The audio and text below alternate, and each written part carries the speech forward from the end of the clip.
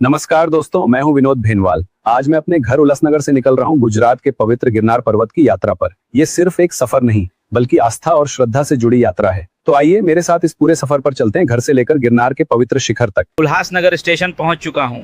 यहां से मुझे गुजरात की तरफ अपना सफर आगे बढ़ाना है। सफर लगातार आगे बढ़ रहा है और अब महाराष्ट्र पीछे छूटता जा रहा है।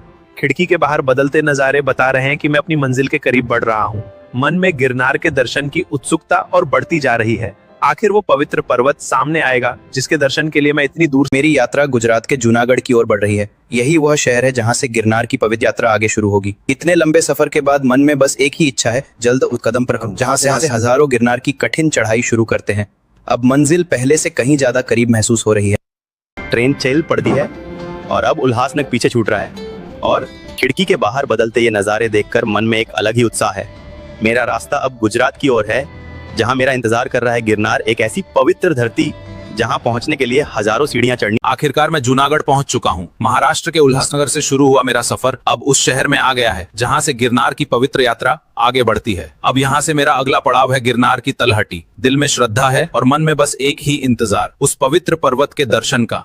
जूनागढ़ पहुंचने के बाद अब मैं गिरनार की तलहटी की ओर बढ़ रहा हूं। जैसे जैसे रास्ता आगे बढ़ रहा है, गिरनार पर्वत धीरे धीरे सामने दिखाई देने लगा है। सच कहूं तो तस्वीरों में देखने और अपनी आंखों से देखने में बहुत फर्क है। अब मैं उस जगह पहुंचने वाला हूं जहां से मेरी असली चढ़ाई शुरू होगी। दोस्तों, मैं अब गिरनार की तलहटी में पहुंच चुका हूं। सामने दिखाई दे रहा ये विशाल पर्वत देखकर ही अंदाजा हो रहा है कि आगे की यात्रा कितनी कठिन होने वाली है। यहीं से हजारों सीढ़ियों की चढ़ाई शुरू होती है। अब मैं थोड़ा रुककर पानी और जरूरी सामान देख ले हूं, क्योंकि आगे रास्ता लंबा है और मंजिल है गिरनार के पवित्र शिखर।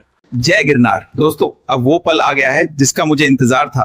मेरे सामने गिरनार की ये लंबी शुरू हो गई है। हर सीढ़ी मुझे उस पवित्र शिखर। शरीर थक सकता है, कदम धीमे हो सकते हैं, लेकिन मन में श्रद्धा हो तो रास्ता खुद आसान लगने लगता है। चलिए अब चढ़ाई शुरू करते हैं।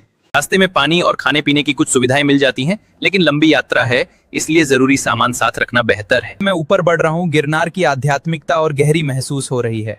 सामने अब प्राचीन जैन मंदिरों का क्षेत्र दिखाई दे रहा है। सदियों से श्रद्धालु इन सीढ़ियों पर चलकर यहाँ दर्शन के लिए आते रहे हैं।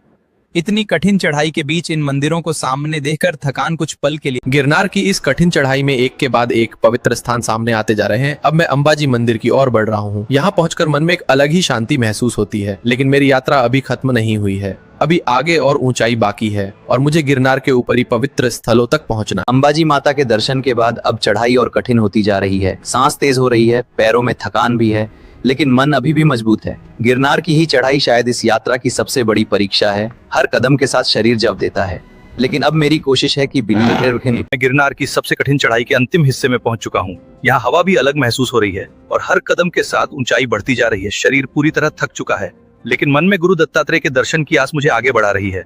बस कुछ और कदम और मैं उस पवित्र शिखर के सामने खड़ा हूँगा। जय गुरुदेव दत्तात्रेय। आखिरकार वो पल आ गया जिसका मैं हजारों सीढ़ियों की इस कठिन चढ़ाई में पवित्र शिखर पर पहुंच गया हूँ। इस समय जो शांति मेरे मन में है उसे शब्दों में बताना मुश्किल है। बस इतना कहूंगा, आज मेरी ये यात्रा सच में सफल हो गई। दत्तात्रेय के दर्शन करने के बाद अब वापसी का सफर शुरू कर रहा हूँ। ऊपर आने में जितनी मेहनत लगी, उतना ही सुकून इन पवित्र दर्शनों ने दे दिया।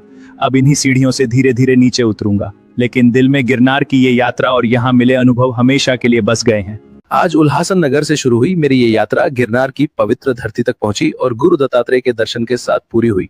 अगर आपको मेरी ये आस्था और पूरी यात्रा पसंद आई हो तो विनम्र और सब्सक्राइब जरूर करें।